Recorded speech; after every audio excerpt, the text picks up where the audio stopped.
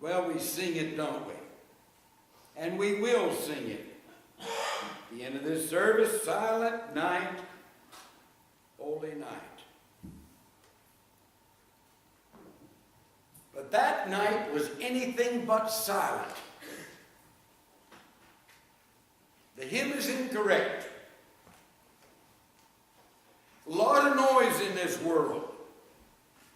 A lot of broken silence. In fact, silence is a rarity. Especially in my house. I don't know why, but it really is a rarity. I like silence sometimes. We need that. It's almost a lost art of meditation, is it not? To reflect, to think, to be silent, to be still, and know that I am God, is what the scriptures say. But there was not silence that night in Bethlehem. And all was not calm and all was not bright. All is not calm in the world. Trouble, difficulty, heartache, heartbreak,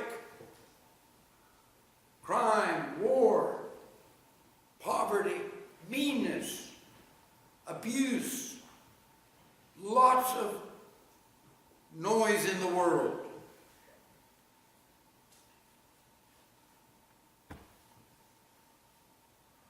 In a very dark, unsaved world, there's no calm.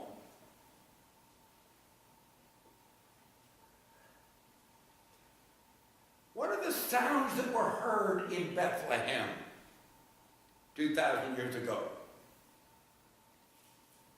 There was the sound of consternation. Hey, how do you feel about taxes? That's right, taxes. How do you feel about taxes? They're going to raise your taxes. How do you feel about that? Doesn't make you happy, does it? Money out of your pocket to go you do not know where, but it's gone. You work for it, you labor. Well, so it was back in that day. And here's this bloke sitting hundreds of miles away, thousands of miles away in Rome, who just decides he wants some money. And how's he going to get the money? The easiest way you can get money, tax the people. So the Roman Emperor Augustus makes a decree. Everyone's going to have tax increase. Now, the only way you can get tax money from people is to know who they are and where they are. And so he sends out a decree. Everyone's got to go to their own hometown and register. Then he'll know you, who you are, where you are, and he can get your money. He's got you. Can you imagine the thousands and tens of thousands of people in that little land about the size of Vermont or New Hampshire, the land of Judea, the land of Palestine, crisscrossing north, south, east, west, everybody having to leave their job, leave their family, take a trip, and go to the town of their birth. John, you go all the way to Manassas, Virginia. Yeah, right? Well, Manassas, Virginia. Well, I can't pronounce it, but you go to Virginia. I can't spell it. June's gone to West Virginia. Where are you going to go, Elizabeth? He just said you got to go to your town where you were born. St. Francisville. St. Francisville. Okay, Edwina, where are you going today to register for taxes in the town of your birth? Chaitanya. Ooh. Chaitanya. Okay, you're gone. My goodness. Where are you going to go, Jordan? To the town of your birth. Garden City, Where's that? Kansas. Goodbye. You're on the trip. You're on the way. Everybody's gone. Can you imagine the anger people felt? The inconvenience, the effort, the trouble that they had to go to. So Joseph has to leave Nazareth and go all the way down to Bethlehem. And he has to take with him his betrothed wife, who is heavy with child. Not a pleasant time. And they arrive there, and what do they find? They find that that little town of Bethlehem, about the size of, maybe Cheneyville, maybe Bunkie, big town. It is just overflowing with people. It's crowded. Everybody, they've got no room to stay anywhere. Everybody's having to put people up in their homes. Everybody's unhappy. Everybody's angry. Everybody's filled with pressure. Not a good time. The sounds, can you hear the cursing, the cussing? Can you hear the arguments? Can you hear the jostling about? It's all going on. No, there was no silence that night. And not only that, imagine giving birth to a baby in a barn with animals all about in the cold. I cannot help but to think dear Mary may have shed some tears. Joseph may have shed some tears. There was a sound of sobbing and weeping. There was a time of noise in Bethlehem from consternation. But that's not the only sound around Bethlehem. For out in the fields, the black heavens, the midnight darkness bursts into light, and the angelical hosts of heaven come and are seen.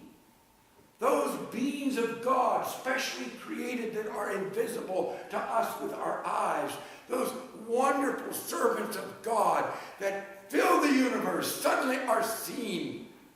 And they're singing. And they're praising. And they're announcing the birth of the Savior. What a sound in Bethlehem that night is the birth of a Savior. That God has worked the miracle. That God himself loved the world so much. He gives his son and brings his son here to grow up and to die for us. Oh, what a message it is. Great company of heavenly hosts praising God and telling about the birth of a Savior. The sound of exaltation in Bethlehem was heard, filled the night with singing and with praise and with good words. And then the shepherds, they see this hard-working, brawny men of the outdoors, kind of a disrespectable group of men. No homes, just move around like they're kind of a migrant shepherds of the day, going from place to place, sometimes not always welcome. And they hear it. God has revealed his Savior to these men, these working men, common, everyday men. And they get excited and they are gibbering with each other. And let's go see this. Let's go, let's run. They're excited. They're enthusiastic. There's sounds in Bethlehem. And they come and bow down and worship Christ. They adore him. Somehow through the Spirit of God they recognize that this one was divine and they could bow before him. And the sounds in Bethlehem, not silence, but the sounds that break the silence, is the sound of men worshiping Christ in thanksgiving. And then there is the sound of affirmation, because they are so filled with faith. They are so excited. They can't keep it in. And they go out and they tell it. They sing it. They show it. They repeat it. They gossip it. They go to everybody they see and they say, let me tell you what I've heard. Let me tell you what I've seen. Let me tell you God loves us. Let me tell you that God has sent a Savior for us. There's hope for us. And they fill the air of Bethlehem with their witness with their testimony, with their words. And oh, the sounds I hear in Bethlehem are the oohs and the ahs, and thank God, and how people are just filled with a sense of wonder and amazement that God would do this thing. And it's contagious. You know, when you really believe it, when you really feel it, when you really love it, when you really know God, and you get out and you tell it, it amazes people. It astounds them. Today, there's noise. There's consternation. Not just taxes, but crime and war and abuse and bloodshed and hurt. Oh, there's anger. There's fussing, there's bickering, there's elbowing apart, there's crowding.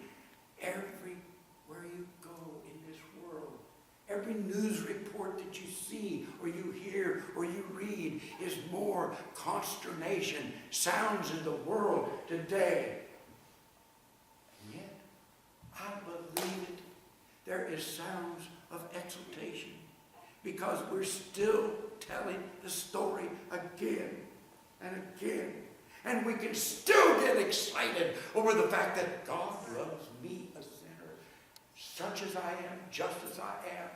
He loves me, and He has sent a Savior to give me a new life, a new hope, a new beginning, a new world. And I tell you, that just fills us with great exaltation. And we can fill this church with exaltation. We can fill this community with exaltation. We can fill this world with exaltation, with praise, with adoration, with telling God how much we love Him for loving us. Yes. And lastly, you can go out from this building today and fill your family, your home, your school, your workplace. You can fill it with affirmation that God is real, that God is with you, that God loves you. And you will find, if you get excited about it and you tell it and affirm it, you will find it's contagious and it will spread. Many years ago, you don't want to hear the whole story again. Most of you have heard it so often. But someone was excited enough to tell young David Trumer in that army barracks that God loved me. Now, I didn't think anyone loved me. I didn't think anyone cared. I didn't think anyone gave a damn about me. And yet someone told me that God loved me and sent Jesus Christ to be my Savior if, and only if, I would give my life to Him.